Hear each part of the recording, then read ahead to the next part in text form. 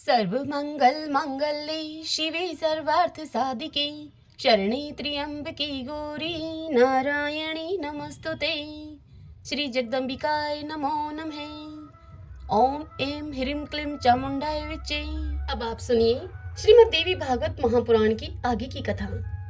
व्यास जी बोले राजा जन्मेजय से कि हे राजन, भारद्वाज मुनि का यह वचन सुनकर राजा युद्धाजित ने अपने प्रधान अमात्य को बुलाकर बड़ी ही सावधानी पूर्वक उनसे पूछा, हे सुबुद्धे, आप यह बताइए कि अब मुझे क्या करना चाहिए। हे सुवर्त, क्या मधुर वचन बोलने वाली मनोरमा रानी को पुत्र के सहित बलपूर्वक ले चलूं मैं? अपना कल्याण चाहने वाले पुरुष को चाहिए कि वह तुच्छ शत्रु की भी कभी उपेक्षा न करे, क्योंकि समय आने पर वह तुच्छ शत्रु ही राज्यक्षमा रोग के समान बढ़कर मृत्यु का कारण बन जाता है। यहाँ न तो कोई सेना है, न ही कोई योद्धा ही है जो कि मुझे रोक सके। अतः मैं अपने दोहित्र के शत्रु उस सुदर्शन को पकड़कर अभी मार डालूंगा। यदि मैं बलपूर्वक इस प्रयत्न में सफल हो जाता हूँ तो उसका राज्य निष्कंटक हो जाएगा। सुदर्शन के मर जाने पर निश्चय ही वह मेरा दोहित्र निर्भय हो जाएगा। प्रधान अमात्य ने यह सुनकर कहा राजा युद्धाजित से कि हे राजन, ऐसा दुस्साहस नहीं करना चाहिए। अभी आपने भारद्वाज मुनि का वचन सुना ही है। हे मान्य, उन्होंने इस संबंध में विश्वामित्र का दृष्टांत दिया है। प्राचीन समय में गादीतन ने विश्वामित्र जी एक समृद्धशाली तथा प्रसिद्ध राजा थे। एक बार वे महाराज घूमते हुए महर्षि वशिष्ठ के आश्रम में जा पहुंचे। प्रतापी राजाओं में श्रेष्ठ वे महाराज विश्वामित्र उन महर्षि वशिष्ठ जी को प्रणाम करके मुनि के द्वारा प्रदत्त आसन पर बैठ गए। उसके बाद महात्मा वशिष्ठ जी ने उन्हें भोजन के लिए निमंत्रित किया। तब वे महायशस्वी गादी के पुत्र विश्वामित्र अपने सैनिकों के सहित वहां उपस्थित हो गए। उस समय भक्ष्य तथा भोज्य आदि से जो भी आवश्यक हुआ वह सब उनकी नंदिनी गऊ ने वहां उपस्थित कर दिया। सेना सहित राजा विश्वामित्र मनोवांछित भोजन करके इसे नंदिनी गऊ का प्रभाव समझकर वे राजा उन मुनि श्रेष्ठ वशिष्ठ जी से नंदिनी गऊ मांगने लगे। राजा विश्वामित्र मुनि श्रेष्ठ वशिष्ठ से कहने लगे कि हे मुनि, मैं आपको पर्याप्त दूध देने वाली हजारों गौवें दूंगा। आप मुझे यह अपनी नंदिनी गऊ दे दीजिए। हे परंतप, मैं यही आपसे प्रार्थना कर रहा हूँ। यह सुनकर वशिष्ठ मुनि बोले कि हे राजन, यह गऊ होम के लिए हविष्य प्रदान करती है, अतः मैं इसे किसी प्रकार भी आपको नहीं दे सकता। आपकी 1000 गौवें आप अपने ही पास रखें। तब विश्वामित्र बोले कि हे साधो, मैं आपकी इच्छा के अनुसार 10,000 अथवा 1,00,000 गौवें आपको दे रहा हूँ। आप नंदिनी गऊ मुझे दे दीजिए, नहीं तो मैं इस गऊ को बलपूर्वक ग्रहण कर लूंगा। यह सुनकर वशिष्ठ मुनि बोले कि हे नरपते, जैसी आपकी रुचि हो आप इस गऊ को बलपूर्वक अभी ले लीजिए, किंतु हे राजन, मैं तो इस नंदिनी गऊ को स्वेच्छा से अपने आश्रम से आपको नहीं दूंगा। यह सुनकर राजा विश्वामित्र ने अपने महाबली अनुचरों को यह आदेश दिया कि तुम लोग इस नंदिनी गऊ को यहाँ से ले चलो। तब बल के अभिमान में चूर होकर उन अनुचरों ने आक्रमण करके उस धेनु को बलपूर्वक बांधकर पकड़ लिया। तब आंखों में आंसू भरकर कांपती हुई उस नंदिनी गऊ ने मुनि श्रेष्ठ वशिष्ठ जी से कहा कि हे मुनि, आप मुझे क्यों त्याग रहे हैं? ये सब मुझे बांधकर खींच रहे हैं। तब वशिष्ठ मुनि नंदिनी गऊ से बोले कि हे उत्तम दूध देने वाली नंदिनी, मैं तुम्हें त्याग नहीं रहा हूँ। ये राजा विश्वामित्र तुम्हें बलपूर्वक यहाँ से लेकर जा रहे हैं, जबकि मैंने अभी इनका स्वागत किया था। हे शुभे, अब मैं क्या करूं? मैं अपने मन से तुम्हें छोड़ना नहीं चाहता। मुनि वशिष्ठ के ऐसा कहने पर वह धेनु क्रोधित हो गई और कर्कश शब्दों वाला अत्यंत ही भयंकर हंभारों करने लगी। उसी समय उसके शरीर से महाभयंकर दैत्य ठहरो ठहरो ऐसा कहते हुए निकल पड़े। वे सभी दैत्य शस्त्र धारण किए हुए थे और उन सभी दैत्यों का शरीर कवच से ढका हुआ था। उन दैत्यों ने सारी सेना का संहार कर दिया और नंदिनी को उनसे छुड़ा लिया। तब अत्यंत व्यथित होकर राजा विश्वामित्र अकेले ही अपने महल को लौट गए। वे अपने मन में सोचने लगे कि हाय, मैं कितना पापी और दीन आत्मा हूँ। क्षत्रिय बल की निंदा करते हुए विश्वामित्र राजा ब्राह्मण के बल को महान तथा दुराध्याय समझकर तप करने लगे। महावन में अनेक वर्षों तक कठोर तपस्या करके विश्वामित्र ने शास्त्र धर्म का त्याग करके अंत में ऋषित्व को प्राप्त कर लिया। अमात्य राजा युद्धाजित को इतनी बात कहकर आगे कहते हैं कि अतः हे राजेंद्र, आप भी ऐसा अद्भुत वैर न करें, क्योंकि तपस्वियों के साथ किए जाने वाला युद्ध निश्चित ही कुल का नाश करने वाला होता है। अतः आप तपोनिधि मुनिवर भरद्वाज के पास अभी जाइए और उन्हें आश्वासन दीजिए। हे राजेंद्र, सुदर्शन को यहीं छोड़ दीजिए, जिससे कि वह आनंद पूर्वक रह सके। हे राजन, यह दीन बालक आपका क्या अहित कर सकेगा? ऐसे दुर्बल एवं अनाथ बालक के प्रति आपका यह वैर भाव व्यर्थ ही है। हे नृपश्रेष्ठ, सर्वत्र दया करनी चाहिए। यह संसार सदा दैव के अधीन रहता है। ईर्ष्या करने से भला क्या लाभ है?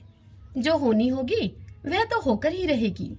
हे राजन, दैव योग से कभी भी वज्र तरण बन जाता है और किसी समय तरण वज्र बन जाता है, इसमें संदेह नहीं है। दैव योग से ही खरगोश सिंह को और मच्छर हाथी को मार देता है। अतः हे मेधाविन, आप दुस्साहस को छोड़िए और मेरा हित कर यह वचन मानिए।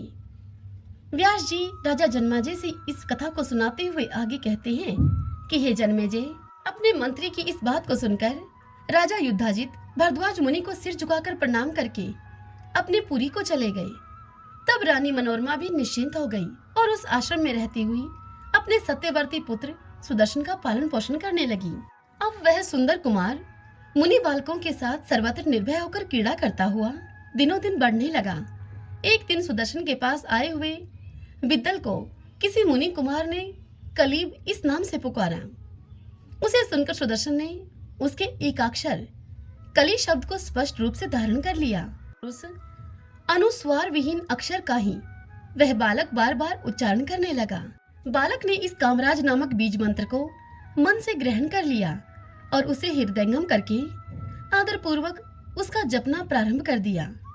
हे महाराज, दैव योग से ही उस बालक सुदर्शन को यह कामराज नामक अद्भुत बीज मंत्र स्वयं में प्राप्त हो गया। उस समय केवल 5 वर्ष की अवस्था में ही वह ऋषि तथा छंद से विहीन और ध्यान तथा न्याय रहित मंत्र प्राप्त करके मन ही मन उसे जपता हुआ खेलता तथा सोता था। उस मंत्र को स्वयं सबका सार समझकर वह सुदर्शन उस मंत्र को कभी भी भूलता नहीं था। मुनि ने 11वें वर्ष में उस राजकुमार सुदर्शन का उपनयन संस्कार किया और उसे वेद पढ़ाया एवं सांगोपांग धनुर्वेद एवं नीति शास्त्र की विधिवत शिक्षा दी। उस बालक ने उसी मंत्र के प्रभाव से समस्त विद्याओं का सम्यक अभ्यास कर लिया। एक बार उस सुदर्शन ने देवी के रूप का प्रत्यक्ष दर्शन भी किया। उस समय वे देवी लाल वस्त्र धारण किए हुए थी। उनके विग्रह का रंग भी लाल था और उनके सभी अंगों में रक्त वर्ण के आभूषण सुशोभित हो रहे थे। इस प्रकार का दिव्य स्वरूप धारण करके वाहन गरुड़ पर विराजमान उन अद्भुत वैष्णवी शक्ति को देखकर राजकुमार सुदर्शन के मुखमंडल पर प्रसन्नता छा गई। इस प्रकार समस्त विद्याओं का रहस्य जानने वाला वह सुदर्शन उस वन में रहकर जगदम्बा की उपासना करता हुआ नदी तट पर विचरण करने लगा। उसी वन में भगवती जगदम्बा ने उसे धनुष, अनेक तीक्ष्ण बाण, तुनीर तथा कवच प्रदान किए। इसी समय सभी शुभ लक्षणों से युक्त शशिकला नाम से विख्यात काशीराज की परम प्रिय पुत्री ने उस वन में रहने वाले समस्त शुभ लक्षणों से संपन्न पराक्रमी तथा दूसरे कामदेव के समान प्रतीत होने वाले राजकुमार सुदर्शन के विषय में सुना। बंदीजनों के मुख से अति सम्मानित राजकुमार के विषय में सुनकर शशिकला ने मन ही मन बुद्धि पूर्वक उसे अपने पति के रूप में वर्ण करने का निश्चय कर लिया। उसी दिन आधी रात को जगदम्बा स्वप्न में शशिकला के पास आकर स्थित हो गई और शशिकला को आश्वस्त करके देवी शशिकला से यह वचन बोली। जगदम्बा ने कहा, हे सुश्रोणी, सुदर्शन मेरा भगत है, तुम उसी को अपना पति स्वीकार कर लो। हे भामिनी, मेरी आज्ञा से वह तुम्हारी सभी कामनाएं पूर्ण करेगा। इस प्रकार का स्वप्न में भगवती का मनोहर स्वरूप देखकर और उनके इस वचन को स्मरण करके परम मानिनी शशिकला अत्यधिक प्रसन्न हो गई। वह प्रसन्नता के साथ उठ गई। उसकी माता ने उसे हर्षित देखकर बार बार उसकी प्रसन्नता का उससे कारण पूछा, किंतु उस सुंदर शशिकला ने अति लज्जा के कारण अपनी माता से कुछ भी नहीं बताया। स्वप्न का बार बार स्मरण करके प्रसन्नता से युक्त होकर वह जोर जोर से हंस पड़ती थी। तब उसने अपनी एक अन्य सखी से स्वप्न का सारा वृत्तांत विस्तार पूर्वक कह सुनाया। किसी दिन वह विशाल नैनी शशिकला अपनी सखी के साथ चंपा के वृक्षों से सुशोभित एक सुंदर उपवन में विहार करने के लिए गई। वहां पर पुष्प चुनती हुई वह कुमारी शशिकला एक चंपा वृक्ष के नीचे खड़ी हो गई। तभी उसने मार्ग में शीघ्रता पूर्वक आते हुए किसी ब्राह्मण को देखा। उस ब्राह्मण को प्रणाम करके सुंदर शशिकला ने मधुर वाणी में उस ब्राह्मण से कहा, हे महाभाग, आप किस देश से आए हैं? यह सुनकर उस ब्राह्मण ने कहा कि हे बाले, एक कार्यवश भारद्वाज मुनि के आश्रम से मेरा यहाँ पर आगमन हुआ है। तुम क्या पूछ रही हो, यह मुझे बताओ। तब शशिकला उसे बोली कि हे महाभाग, उस आश्रम में अत्यंत प्रशंसनीय, संसार में सबसे बढ़कर तथा विशेष रूप से दर्शनीय कौन सी वस्तु है?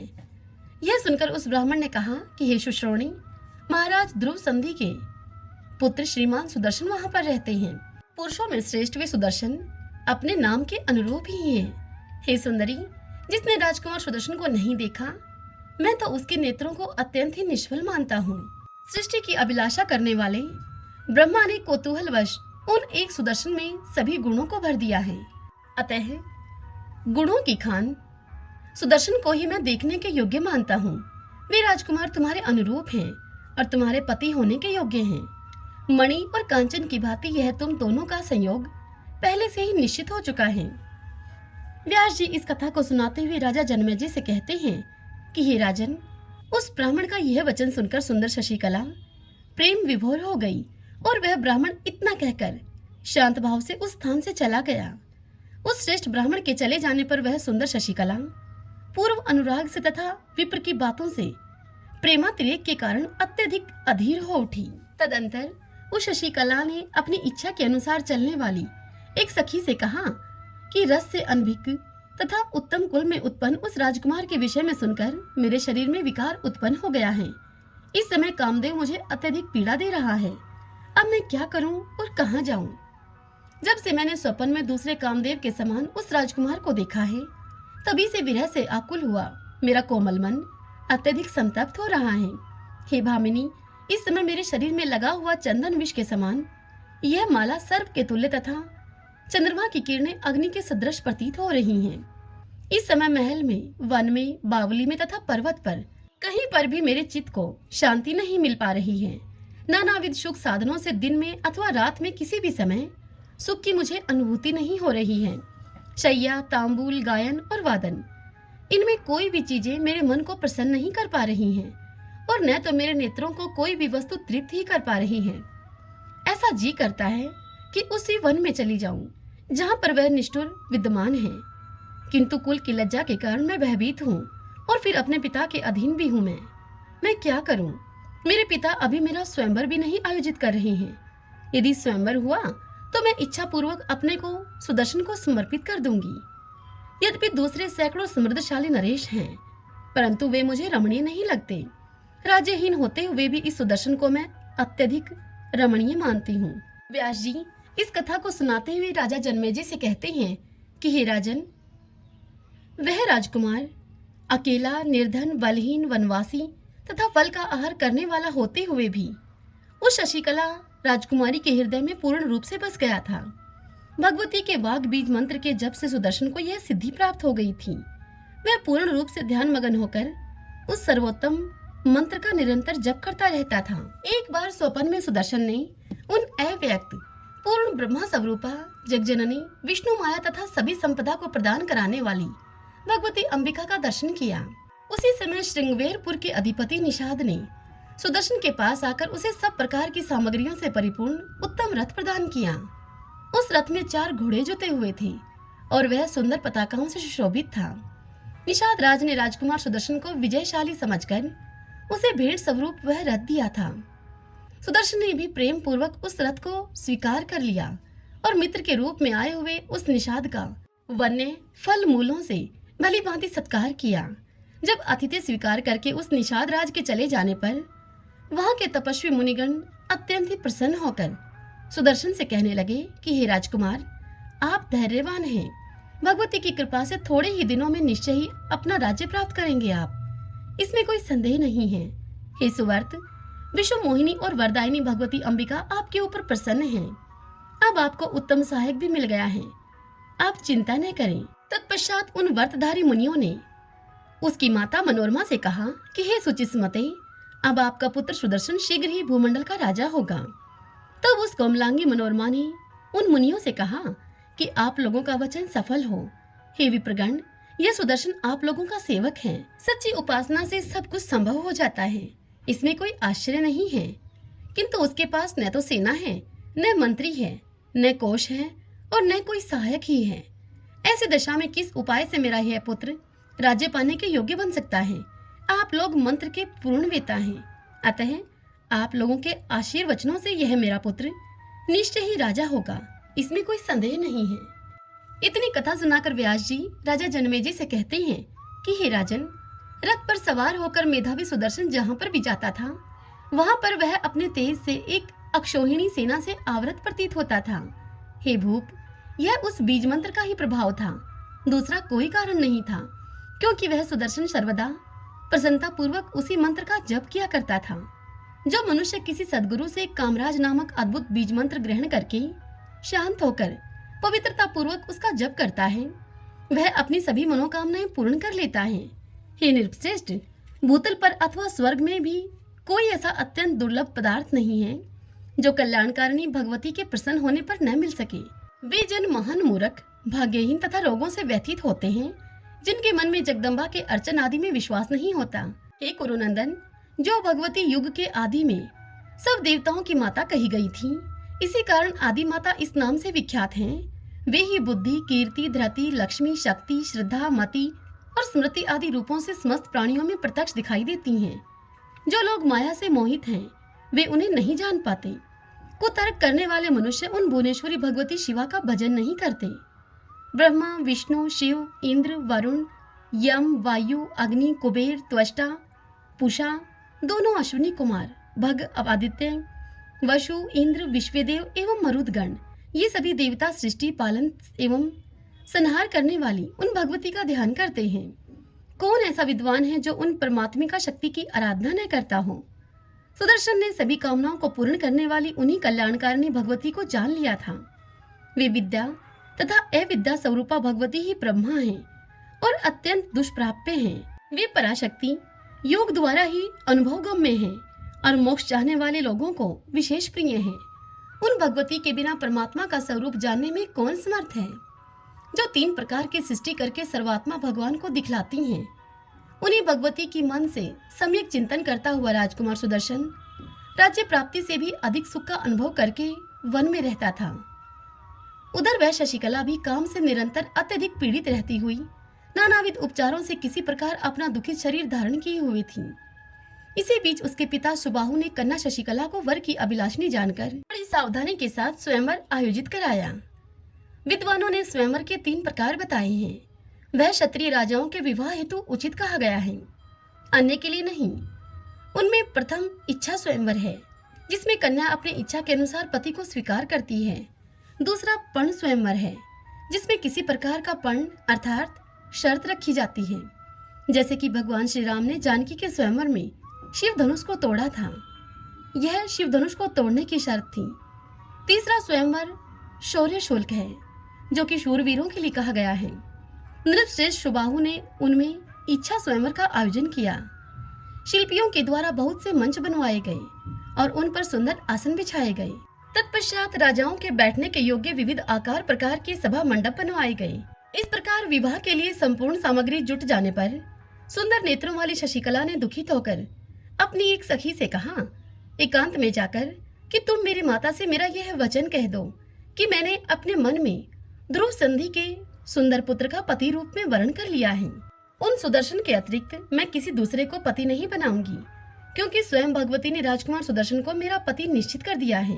व्यास जी राजा जनमेजय से बोले कि हे राजन, उस सुंदर शशिकला के ऐसा कहने पर उस मधुर भाषी सखी ने शशिकला की माता विदर्भ सुता के पास शीघ्र ही जाकर एकांत में उनसे मधुर वाणी में कहा, हे साध्वी, आपकी पुत्री ने अत्यंत दुखित होकर मेरे मुख से आपको जो कहलाया है उसे आप सुन लें, और हे कल्याणी, इस समय शीघ्र ही उसका हित साधन करें। उसका कथन यह है कि भारद्वाज मुनि के आश्रम में जो ध्रुव संधि के पुत्र सुदर्शन रहते हैं, उनका मैं अपने मन में पति के रूप में वर्ण कर चुकी हूँ, अतः मैं किसी दूसरे राजा का वर्ण नहीं करूंगी। व्यास जी राजा जनमेजय से कहते हैं कि हे राजन, राजकुमारी शशिकला की सखी से यह वचन सुनकर रानी ने राजा के आने पर अपनी पुत्री की कही हुई सारी बातें जो की तो राजा को कह सुनाई। उसे सुनकर राजा सुबाहु आश्चर्य में पड़ गई और बार बार मुस्कुराते हुए वे अपनी भार्या विदर्भ राजकुमारी से यथार्थ बात कहने लगे। वे बोले, हे शुभ्रू, तुम तो यह जानते ही हो कि वह बालक राज्य से निकाल दिया गया है और निर्जन वन में अकेले ही अपनी माता के साथ रहता है। उसके लिए ही राजा वीरसेन युधाजित के द्वारा मार डाले गए। हे सुनैने, वह निर्धन योग्य पति कैसे हो सकता है? तुम मेरी यह बात पुत्री शशिकला से जाकर कह दो कि बड़े से बड़े प्रतिष्ठित राजा इस स्वयंवर में आने वाले हैं, अतः उनके प्रति ऐसी अप्रिय बात वह कभी भी न बोले। ओम नमः चंडिकाय। भगतजनों, आज की यह कथा यहीं पर पूर्ण हुई। इससे आगे की कथा कल हम अगले अध्याय में सुनेंगे। यदि आपको यह कथा पसंद आई हो तो वीडियो को लाइक करें और कमेंट बॉक्स में जय माता दी लिखें। जय माता दी।